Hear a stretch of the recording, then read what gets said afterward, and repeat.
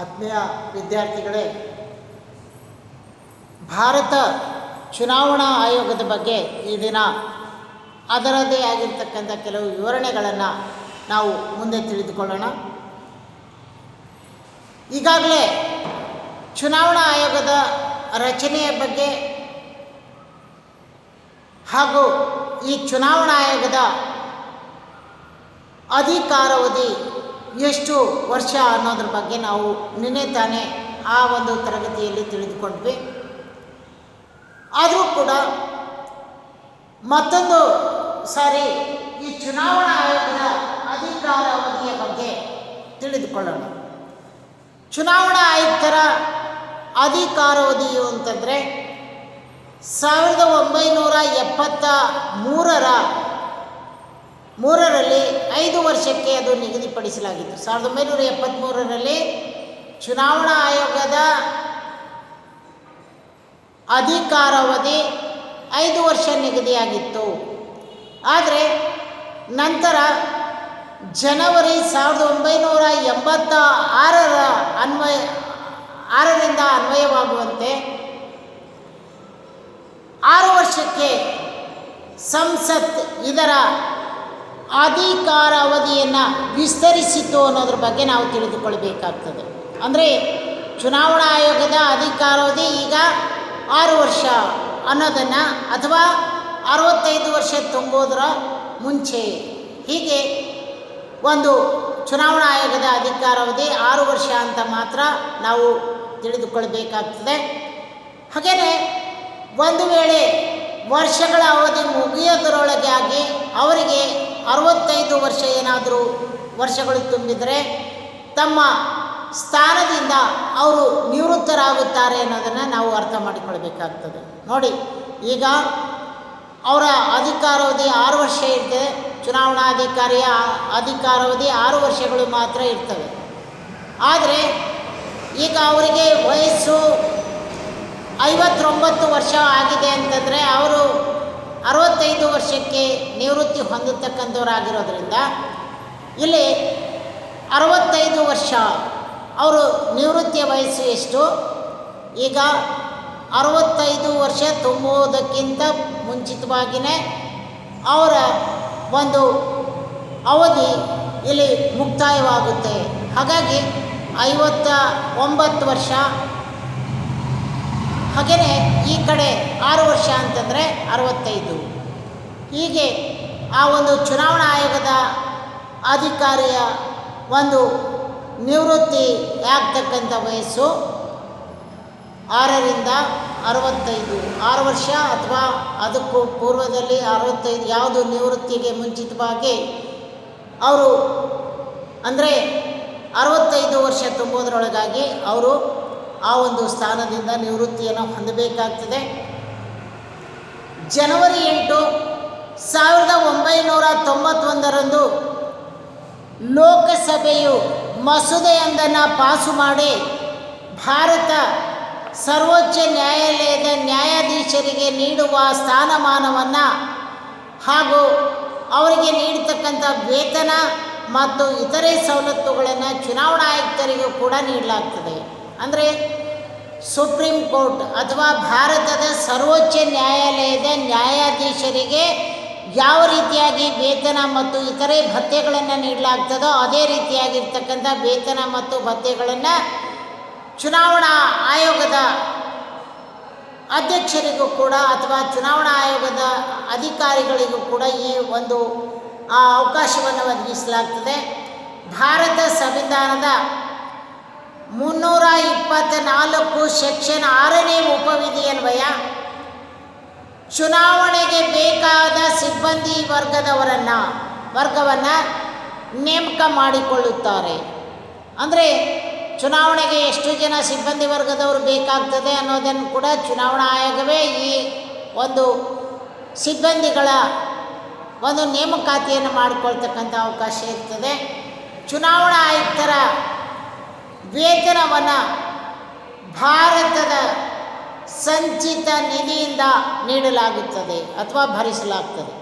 ಅಂದರೆ ಚುನಾವಣೆಗೆ ಸಂಬಂಧಪಟ್ಟಂತೆ ಭಾರತದ ಚುನಾವಣಾ ಆಯೋಗವು ಈ ಭಾರತದ ಸಂಚಿತ ನಿಧಿಯಿಂದ ಈ ವೇತನವನ್ನು ಭರಿಸಲಾಗ್ತದೆ ಅನ್ನೋದನ್ನು ಕೂಡ ನಾವು ಮುಖ್ಯವಾಗಿ ತಿಳಿದುಕೊಳ್ಬೇಕಾಗ್ತದೆ.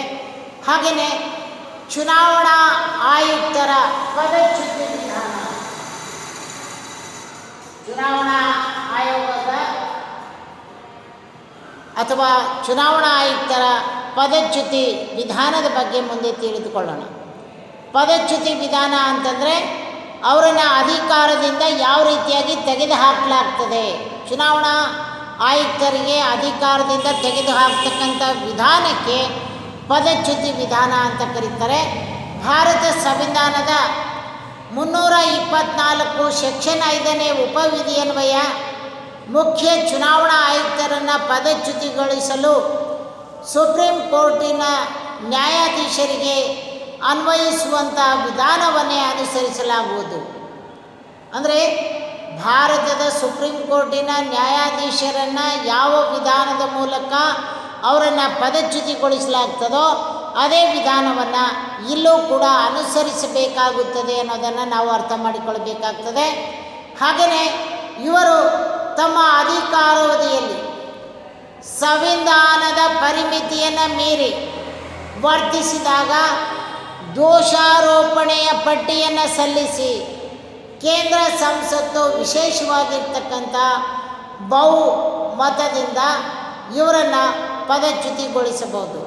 ನೋಡಿ, ಕೇಂದ್ರ ಸಂಸತ್ತಿನ ಇಲ್ಲಿ ಉಭಯ ಸದನಗಳ ಸದಸ್ಯರು ಹಾಗೂ ಎಲ್ಲ ರಾಜ್ಯಗಳ ವಿಧಾನಸಭೆಯ ಚುನಾಯಿತ ಸದಸ್ಯರು ಸೇರಿ ಈ ಭಾರತದ ಚುನಾವಣಾ ಆಯುಕ್ತರನ್ನು ಅಧಿಕಾರದಿಂದ ಪದಚ್ಯುತಿಗೊಳಿಸತಕ್ಕಂಥ ಸಂದರ್ಭದಲ್ಲಿ ಈ ಒಂದು ನಿಯಮವನ್ನು ಅನುಸರಿಸಲಾಗುತ್ತದೆ ಅನ್ನೋದ್ರ ಬಗ್ಗೆ ನಾವು ತಿಳಿದುಕೊಳ್ಬೇಕಾಗ್ತದೆ.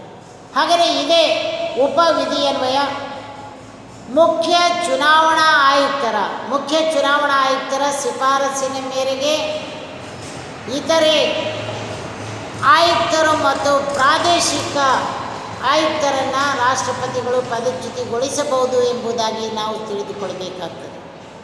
ಇಲ್ಲಿ ಚುನಾವಣಾ ಆಯುಕ್ತರನ್ನು ಯಾರು ನೇಮಕ ಮಾಡ್ತಾರೆ, ಹಾಗೆಯೇ ಇವರನ್ನು ಯಾರು ಅಧಿಕಾರದಿಂದ ತೆಗೆದುಹಾಕ್ತಾರೆ ಅಂತ ಕೇಳಿದಾಗ ಇಲ್ಲಿ ರಾಷ್ಟ್ರಪತಿಯವರನ್ನು ನಾವು ಇಲ್ಲಿ ಮುಖ್ಯವಾಗಿ ಅವರ ಅಂದರೆ ಚುನಾವಣಾ ಆಯುಕ್ತರನ್ನು ನೇಮಕ ಮಾಡ್ತಕ್ಕಂಥವರು ರಾಷ್ಟ್ರಪತಿ, ಹಾಗೆಯೇ ಅವರನ್ನು ಅಧಿಕಾರದಿಂದ ಪದಚ್ಯುತಿಗೊಳಿಸತಕ್ಕಂಥವರು ಕೂಡ ರಾಷ್ಟ್ರಪತಿಗಳೇ ಆಗಿರ್ತಾರೆ ಅನ್ನೋದರ ಬಗ್ಗೆ ಇಷ್ಟು ಕೆಲವು ವಿಚಾರಗಳನ್ನು ನಾವು ಇದಕ್ಕೆ ಸಂಬಂಧಪಟ್ಟಂತೆ ತಿಳಿದುಕೊಳ್ತೀವಿ.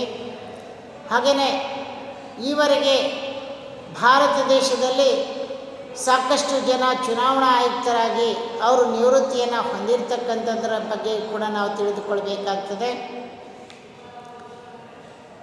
ಇಲ್ಲಿ ಚುನಾವಣೆಗೆ ಸಂಬಂಧಪಟ್ಟಂತೆ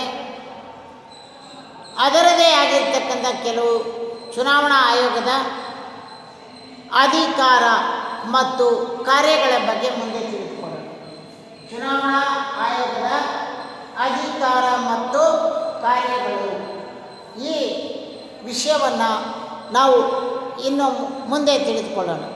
ಚುನಾವಣಾ ಆಯೋಗ ಯಾವ ರೀತಿಯಾಗಿರ್ತಕ್ಕಂಥ ಅಧಿಕಾರ ಮತ್ತು ಕಾರ್ಯಗಳನ್ನು ನಿರ್ವಹಿಸಬೇಕಾಗ್ತದೆ ಅನ್ನೋದ್ರ ಬಗ್ಗೆ ಭಾರತ ಸಂವಿಧಾನ ರಚನಾ ಸಮಿತಿಯು ಸದಸ್ಯರ ಚುನಾವಣಾ ಆಯೋಗವು ಅಂತಂದರೆ ಮುಕ್ತವಾಗಿ ಮತ್ತು ನಿಷ್ಪಕ್ಷಪಾತವಾಗಿರ್ತಕ್ಕಂಥ ಚುನಾವಣಾ ಕಾರ್ಯಗಳನ್ನು ನಿರ್ವಹಿಸಲು ಸ್ವತಂತ್ರವಾಗಿರ್ತಕ್ಕಂಥ ಚುನಾವಣಾ ಆಯೋಗಕ್ಕೆ ಅವಕಾಶವನ್ನು ಕಲ್ಪಿಸಿಕೊಟ್ಟಿದೆ ಅನ್ನೋದ್ರ ಬಗ್ಗೆ ನಾವು ತಿಳಿದುಕೊಳ್ಬೇಕಾಗ್ತದೆ.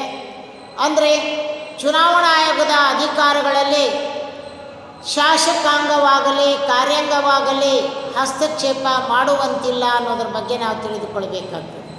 ಅಂದರೆ ಚುನಾವಣಾ ಆಯೋಗದ ಅಧಿಕಾರಗಳಲ್ಲಿ ಶಾಸಕಾಂಗವಾಗಿರ್ಬೋದು ಅಥವಾ ಕಾರ್ಯಾಂಗವಾಗಿರಲಿ ಯಾವುದೇ ಕಾರಣಕ್ಕೂ ಇದರಲ್ಲಿ ಹಸ್ತಕ್ಷೇಪ ಮಾಡುವಂತಿಲ್ಲ ಅನ್ನೋದ್ರ ಬಗ್ಗೆ ನಾವು ತಿಳಿದುಕೊಳ್ಬೇಕಾಗ್ತದೆ. ಹಾಗೆಯೇ ಭಾರತ ಸಂವಿಧಾನದ 324 ಸೆಕ್ಷನ್ 1ನೇ ವಿಧಿಯನ್ವಯ ಚುನಾವಣಾ ಆಯೋಗವು ನಿರ್ವಹಿಸ್ತಕ್ಕಂಥ ಪ್ರಮುಖವಾಗಿರ್ತಕ್ಕಂಥ ಅಧಿಕಾರಗಳೆಂದರೆ, ಒಂದು, ಮತದಾರರ ಪಟ್ಟಿಯನ್ನು ಸಿದ್ಧಪಡಿಸ್ತಕ್ಕಂಥದ್ದು.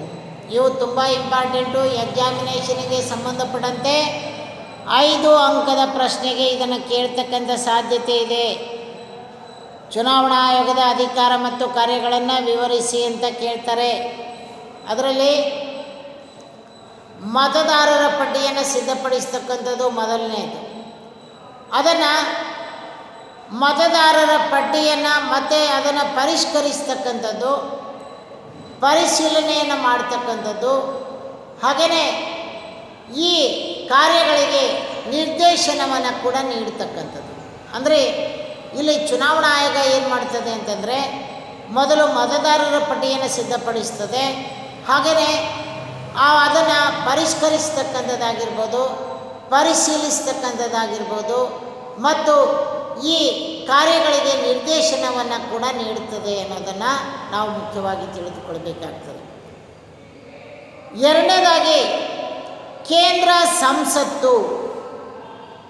ಕೇಂದ್ರ ಸಂಸತ್ತಿನ ಅಂದರೆ ಲೋಕಸಭೆ ಮತ್ತು ರಾಜ್ಯಸಭೆ, ಹಾಗೆಯೇ ರಾಜ್ಯ ವಿಧಾನಸಭೆ ಮತ್ತು ವಿಧಾನ ಪರಿಷತ್, ರಾಷ್ಟ್ರಪತಿ ಮತ್ತು ಉಪರಾಷ್ಟ್ರಪತಿಗಳ ಸ್ಥಾನಗಳಿಗೆ ಇದು ಚುನಾವಣೆಗಳನ್ನು ನಡೆಸ್ತದೆ.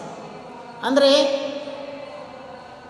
ಎರಡನೇ ಪ್ರಮುಖವಾಗಿರ್ತಕ್ಕಂಥ ಅಂಶಗಳಲ್ಲಿ ಕೇಂದ್ರ ಸಂಸತ್ತಿನ ಅಂತಂದರೆ ಇಲ್ಲಿ ಲೋಕಸಭೆ ಮತ್ತು ರಾಜ್ಯಸಭೆ, ಹಾಗೆಯೇ ವಿಧಾನಸಭೆ ಮತ್ತು ವಿಧಾನ ಪರಿಷತ್, ಅದೇ ರೀತಿಯಾಗಿ ರಾಷ್ಟ್ರಪತಿ ಮತ್ತು ಉಪರಾಷ್ಟ್ರಪತಿಗಳ ಸ್ಥಾನಗಳಿಗೆ ಚುನಾವಣೆಯನ್ನು ನಡೆಸ್ತಕ್ಕಂಥದ್ದು ಈ ಚುನಾವಣಾ ಆಯೋಗದ ಪ್ರಮುಖವಾಗಿರ್ತಕ್ಕಂಥ ಒಂದು ಅಧಿಕಾರ ಅಥವಾ ಕಾರ್ಯವಾಗಿದೆ ಎಂಬುದಾಗಿ ನಾವು ತಿಳಿದುಕೊಳ್ಬೇಕಾಗ್ತದೆ. ಹಾಗೆಯೇ ಇದಕ್ಕೆ 1950 ಮತ್ತು 1951ರ ಪ್ರಜಾಪ್ರತಿನಿಧಿ ಕಾಯ್ದೆಗಳ ಅನ್ವಯ ಚುನಾವಣಾ ಆಯೋಗವು ಈ ಕೆಳಕಂಡಿರ್ತಕ್ಕಂಥ ಕಾರ್ಯಗಳನ್ನು ಕೂಡ ಅದು ನಿರ್ವಹಿಸುತ್ತದೆ ಎಂಬುದಾಗಿ ನಾವು ಅರ್ಥ ಮಾಡಿಕೊಳ್ಬೇಕಾಗ್ತದೆ. ಅದರಲ್ಲಿ ಮತ್ತೆ ಮೊದಲನೇದಾಗಿರ್ತಕ್ಕಂಥ ಅಂಶ, ರಾಜ್ಯ ಮತ್ತು ಕೇಂದ್ರಾಡಳಿತ ಪ್ರದೇಶಗಳಿಗೆ ಮುಖ್ಯ ಚುನಾವಣಾಧಿಕಾರಿಗಳ ನೇಮಕಾತಿಗೆ ಸಂಬಂಧಿಸಿದಂತೆ ಹೆಸರುಗಳನ್ನು ಸೂಚಿಸುವ ಅಧಿಕಾರವನ್ನು ಇದು ಹೊಂದಿದೆ. ಅಂದರೆ ಈಗ ಸಾಮಾನ್ಯವಾಗಿ ಆ ಕೇಂದ್ರಾಡಳಿತ ಪ್ರದೇಶಗಳಲ್ಲಿ ಚುನಾವಣಾಧಿಕಾರಿಗಳಾಗಿ ಯಾರಿಗೆ ನೇಮಕ ಮಾಡಬೇಕು ಅನ್ನೋದ್ರ ಬಗ್ಗೆ ನೇಮಕಾತಿಗೆ ಸಂಬಂಧಿಸಿರ್ತಕ್ಕಂಥ ಹೆಸರುಗಳನ್ನು ಸೂಚಿಸುವ ಅಧಿಕಾರವನ್ನು ಇದು ಹೊಂದಿದೆ. ಹಾಗೆಯೇ ರಾಷ್ಟ್ರದ ಎಲ್ಲ ರಾಜ್ಯಗಳ ಮತ್ತು ಕೇಂದ್ರಾಡಳಿತ ಪ್ರದೇಶಗಳ ಬಗ್ಗೆ ಚುನಾವಣಾಧಿಕಾರಿಗಳು ಮತ್ತು ಭಾರತ ಚುನಾವಣಾ ಆಯೋಗದ ಮೇಲ್ವಿಚಾರಣೆ, ನಿಯಂತ್ರಿತ ಮತ್ತು ನಿರ್ದೇಶನಕ್ಕೆ ಇದು ಒಳಪಟ್ಟಿರ್ತದೆ. ಅಂದರೆ ಕೇಂದ್ರಾಡಳಿತ ಪ್ರದೇಶಗಳ ಮುಖ್ಯ ಚುನಾವಣಾಧಿಕಾರಿಗಳು ಮತ್ತು ಚುನಾವಣಾ ಆಯೋಗದ ಮೇಲ್ವಿಚಾರಣೆಯನ್ನು ನಡೆಸಲಿಕ್ಕೆ ಮತ್ತು ಅದರ ನಿರ್ದೇಶನಕ್ಕೂ ಕೂಡ ಇದು ಒಳಪಟ್ಟಿರುತ್ತದೆ ಅನ್ನೋದ್ರ ಬಗ್ಗೆ ನಾವು ನೋಡ್ತೀವಿ. ಹಾಗೆಯೇ ಮೂರನೇದಾಗಿ ಚುನಾವಣೆಗಳನ್ನು ನಡೆಸಲು ಅಗತ್ಯವಾಗಿರ್ತಕ್ಕಂಥ ಸಿಬ್ಬಂದಿ ವರ್ಗಕ್ಕಾಗಿ ಸರ್ಕಾರಕ್ಕೆ ಮನವಿಯನ್ನು ಸಲ್ಲಿಸ್ತಕ್ಕಂಥದ್ದು. ಅಂದರೆ ಯಾವುದೇ ಚುನಾವಣಾ ಕಾರ್ಯಗಳನ್ನು ನಿರ್ವಹಿಸಬೇಕಾದರೂ ಕೂಡ ಇಲ್ಲಿ ಆ ಸಿಬ್ಬಂದಿಗಳ ಅವಶ್ಯಕತೆ ಇರ್ತದೆ. ಅದಕ್ಕಾಗಿ ಆ ಒಂದು ಸಿಬ್ಬಂದಿ ವರ್ಗಕ್ಕಾಗಿ ಸರ್ಕಾರಕ್ಕೆ ಮನವಿಯನ್ನು ಅದು ಸಲ್ಲಿಸ್ತಕ್ಕಂಥ ಕಾರ್ಯವನ್ನು ಕೂಡ ಮಾಡ್ತದೆ. ಹಾಗೆಯೇ ನಾಲ್ಕನೇದಾಗಿ ರಾಜಕೀಯ ಪಕ್ಷಗಳಿಗೆ ಮಾನ್ಯತೆಯನ್ನು ನೀಡಿ ಚಿಹ್ನೆಗಳನ್ನು ಗೊತ್ತುಪಡಿಸುವುದು ಹಾಗೂ ಆ ಸಂಬಂಧದ ಉಂಟಾಗುವ ವಿವಾದಗಳನ್ನು ಇತ್ಯರ್ಥಪಡಿಸ್ತಕ್ಕಂಥದ್ದು. ಚುನಾವಣಾ ಚಿಹ್ನೆಗಳ ಕಾಯ್ದೆ 2000ರ ಪ್ರಕಾರ ಚುನಾವಣಾ ಆಯೋಗವು ಈ ಕೆಳಕಂಡಿರ್ತಕ್ಕಂಥ ಮಾನದಂಡಗಳ ಆಧಾರದ ಮೇಲೆ ರಾಷ್ಟ್ರೀಯ ಪಕ್ಷ ಮತ್ತು ಪ್ರಾದೇಶಿಕ ಪಕ್ಷ ಎಂದು ನಿರ್ಧರಿಸುತ್ತದೆ ಅನ್ನೋದ್ರ ಬಗ್ಗೆ ನಾವು ನೋಡ್ತೀವಿ. ಹಾಗಾದರೆ ಇಲ್ಲಿ ರಾಷ್ಟ್ರೀಯ ಪಕ್ಷ ಮತ್ತು ಪ್ರಾದೇಶಿಕ ಪಕ್ಷ. ಮೊದಲನೇದಾಗಿ ರಾಷ್ಟ್ರೀಯ ಪಕ್ಷ ಲೋಕಸಭಾ ಅಥವಾ ವಿಧಾನಸಭಾ ಚುನಾವಣೆಗಳಲ್ಲಿ 4% ಅಥವಾ ಹೆಚ್ಚಿನ ರಾಜ್ಯಗಳಲ್ಲಿ 6%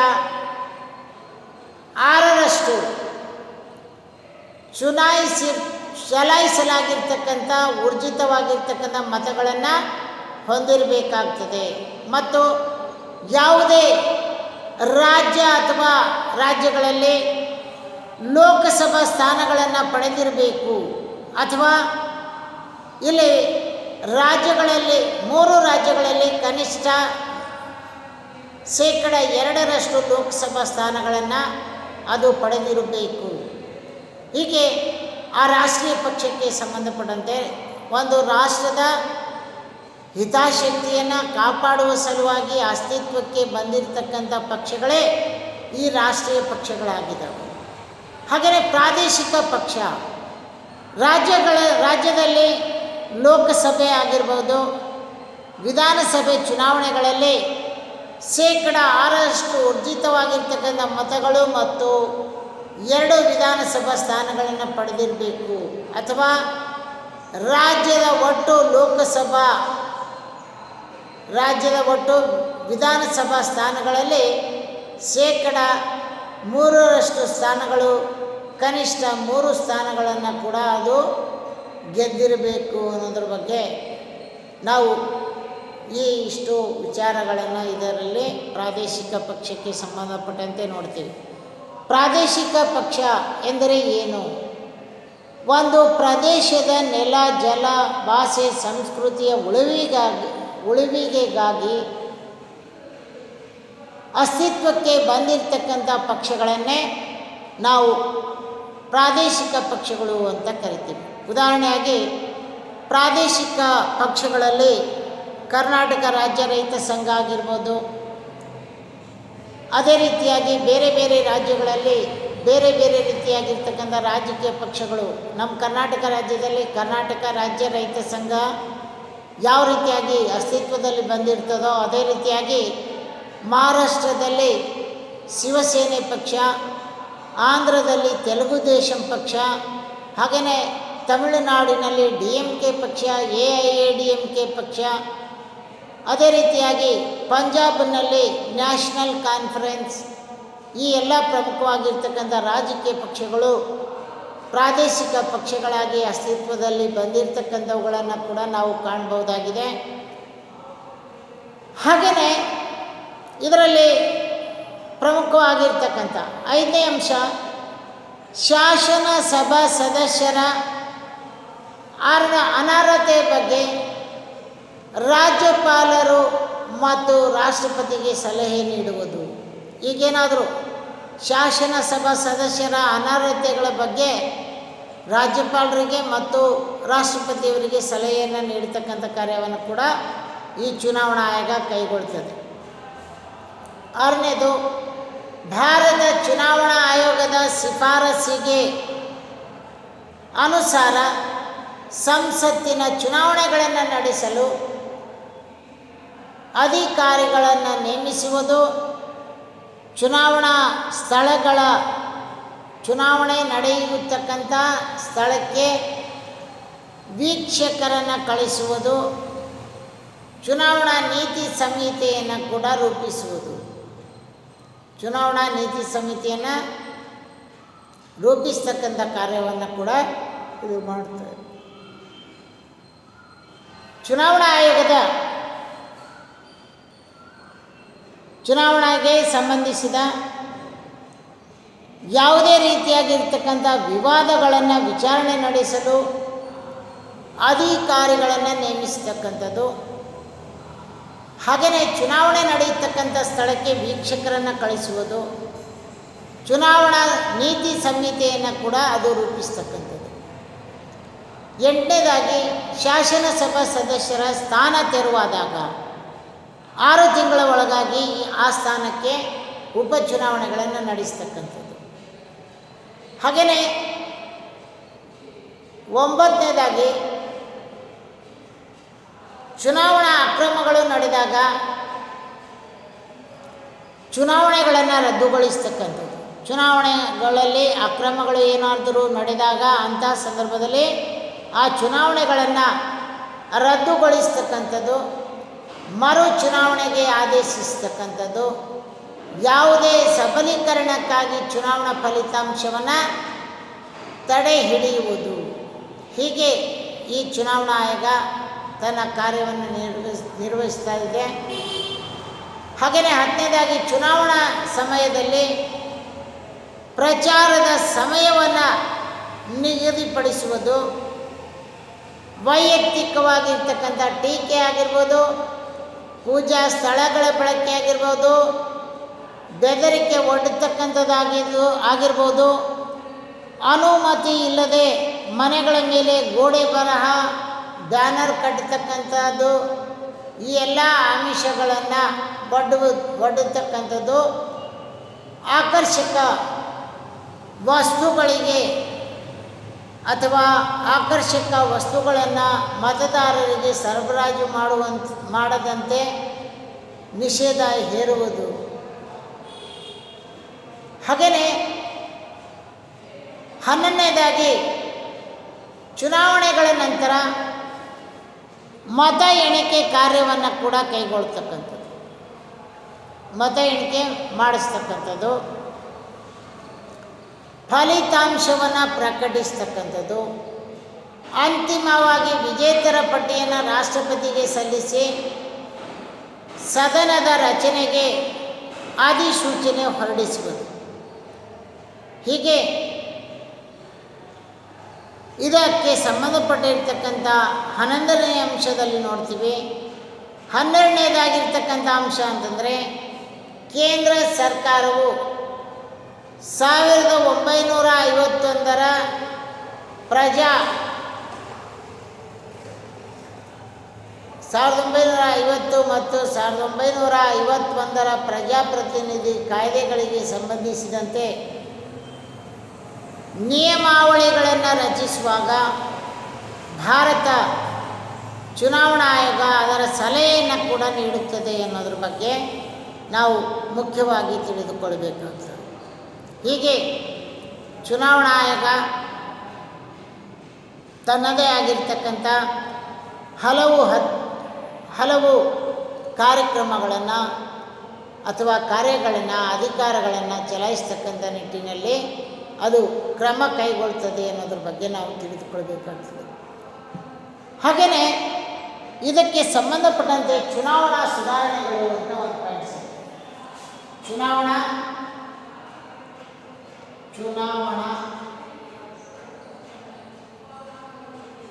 ಸುಧಾರಣೆ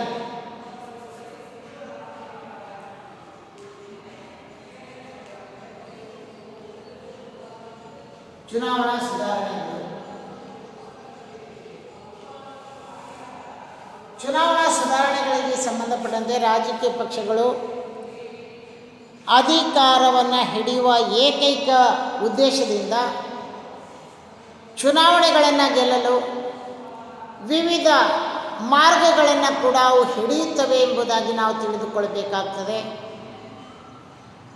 ಕೋಮು ಭಾವನೆಗಳನ್ನು ಕೆರಳಿಸುವುದು, ಜಾತಿ ರಾಜಕಾರಣವನ್ನು ಮಾಡ್ತಕ್ಕಂಥದ್ದು, ಕ್ರಿಮಿನಲ್ ಚಟುವಟಿಕೆಗಳನ್ನು ಪ್ರೋತ್ಸಾಹಿಸುವುದು, ಮತದಾರರಿಗೆ ಆಮಿಷಗಳನ್ನು ಒಡ್ಡುವುದು, ನಕಲಿ ಮತದಾನವನ್ನು ಮಾಡ್ತಕ್ಕಂಥದ್ದು ಇತ್ಯಾದಿ ಮಾರ್ಗಗಳಿಂದ ರಾಜಕೀಯ ನಾಯಕರು ಅವರು ಚುನಾವಣೆಗಳ ಪಾವಿತ್ರ್ಯತೆಯನ್ನು ಹಾಳು ಮಾಡುತ್ತಿದ್ದಾರೆ.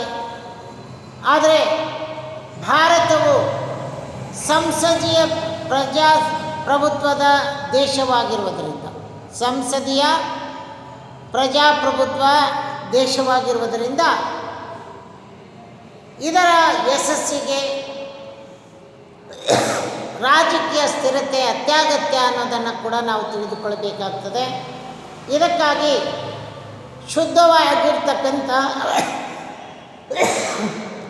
ಶುದ್ಧವಾದ ಚುನಾವಣಾ ಪದ್ಧತಿ ಬೇಕಾಗಿರ್ತಕ್ಕಂಥದ್ದು. ಪ್ರಜಾಪ್ರಭುತ್ವದಲ್ಲಿ ಪ್ರಜೆಗಳ ವಾಣಿಯೇ ದೈವ ವಾಣಿ ಆಗಿರುವುದರಿಂದ ಈ ಒಂದು ಪ್ರಕ್ರಿಯೆ ಪರಿಣಾಮಕಾರಿಯಾಗಬೇಕಾದರೆ ಚುನಾವಣಾ ಪದ್ಧತಿಯಲ್ಲಿ ಕೆಲವು ಸುಧಾರಣೆಗಳಾಗಬೇಕಾಗಿವೆ ಎಂಬುದಾಗಿ ನಾವು ತಿಳಿದುಕೊಳ್ಳಬೇಕಾಗ್ತದೆ. ಹಾಗಾಗಿ ಈ ಚುನಾವಣಾ ಸುಧಾರಣೆಗಳಿಗಾಗಿ ಇದುವರೆಗೆ ಹಲವಾರು ಸಮಿತಿ ಹಾಗೂ ಆಯೋಗಗಳನ್ನು ನೇಮಕಗೊಂಡಿವೆ. ಅವುಗಳಲ್ಲಿ ಪ್ರಮುಖವಾಗಿರ್ತಕ್ಕಂಥ ಆಯೋಗಗಳು ಅಥವಾ ಸಮಿತಿಗಳು ಯಾವುವು ಎಂಬುದಾಗಿ ನಾವು ತಿಳಿದುಕೊಳ್ಳಬೇಕಾದರೆ, ಒಂದು ದಿನೇಶ್ ಗೋಸ್ವಾಮಿ ಸಮಿತಿ, ಹಾಗೆಯೇ ತಾರ್ಕುಂಡೆ ಸಮಿತಿ, VK ತಾರ್ಕುಂಡೆ ಸಮಿತಿ, ನ್ಯಾಯಮೂರ್ತಿ VR ಕೃಷ್ಣ ಅಯ್ಯರ್ ಸಮಿತಿ, ಹಾಗೆಯೇ ವಾಂಚು ಸಮಿತಿ, ಇಂದ್ರಜಿತ್ ಗುಪ್ತಾ ಸಮಿತಿ, ಹಾಗೆಯೇ ಕಾನೂನು ಆಯೋಗದ ವರದಿ, ನ್ಯಾಯಮೂರ್ತಿ ಕುಲ್ದೀಪ್ ಸಿಂಗ್ ಸಮಿತಿ. ಈ ರೀತಿಯಾಗಿ ಈ ಸಮಿತಿಗಳು ಮತ್ತು ಆಯೋಗಗಳು ನೀಡಿರ್ತಕ್ಕಂಥ ವರದಿಯನ್ನು ಆಧರಿಸಿ ಸರ್ಕಾರ ಮಾಡಿರುವ ಪ್ರಮುಖವಾಗಿರ್ತಕ್ಕಂಥ ಸುಧಾರಣೆಗಳು ಈ ಕೆಳಕಂಡಂತೆ ಇವೆ ಎಂಬುದಾಗಿ ನಾವು ತಿಳಿದುಕೊಳ್ಳಬೇಕಾಗ್ತದೆ. ಅಂದರೆ ಚುನಾವಣೆಗಳಲ್ಲಿ ಕೆಲವೊಂದು ಪ್ರಮುಖವಾಗಿರ್ತಕ್ಕಂಥ ಸುಧಾರಣೆಗಳನ್ನು ಅದು ಅನುಷ್ಠಾನಕ್ಕೆ ತಂದಿರತಕ್ಕಂಥದ್ರ ಬಗ್ಗೆ ನಾವು ತಿಳಿದುಕೊಳ್ಳಬೇಕಾಗ್ತದೆ. ಅದರಲ್ಲಿ ಮತದಾರರ ಗುರುತಿನ ಚೀಟಿ ಒಂದು,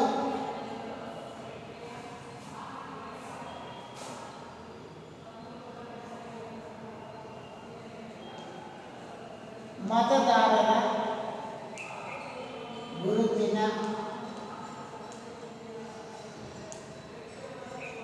ಚೀಟಿ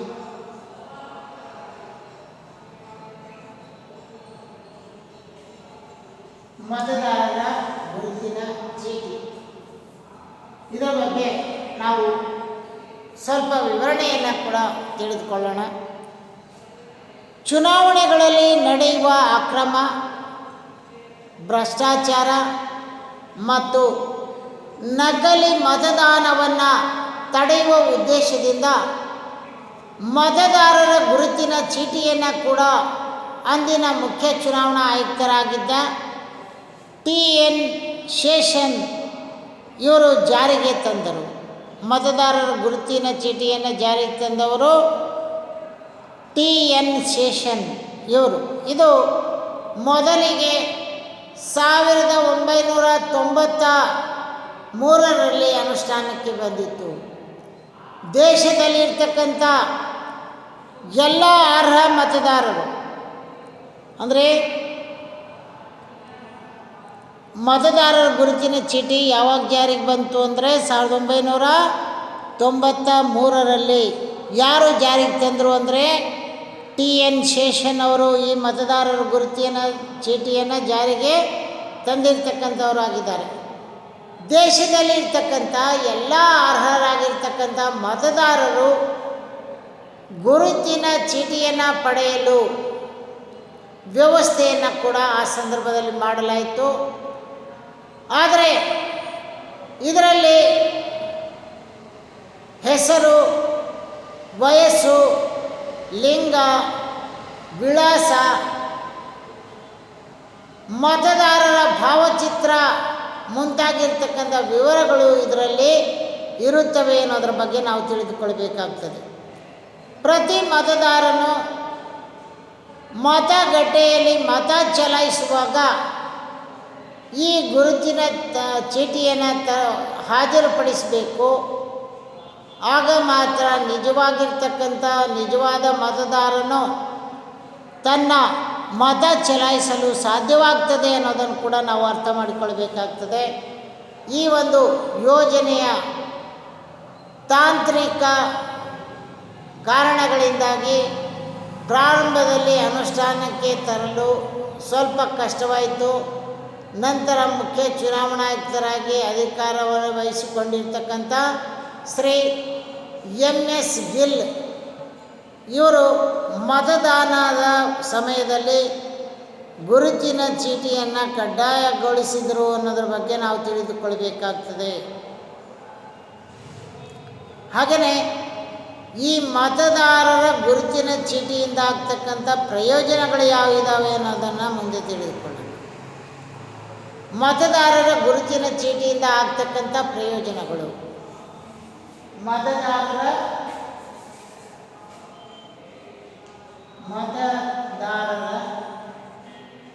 ಗುರುತಿನ ಚೀಟಿಯಿಂದ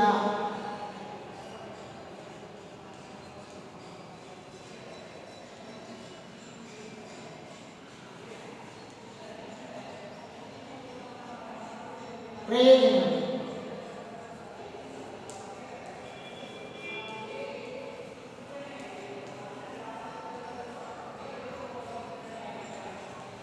ಇದನ್ನು ಪ್ರಯೋಜನಗಳು ಅಂತಾದರೂ ಕರೀಬಹುದು, ಇಲ್ಲ ಉಪಯೋಗಗಳು ಅಂತಾದರೂ ಕೂಡ ಕರೀಬಹುದು.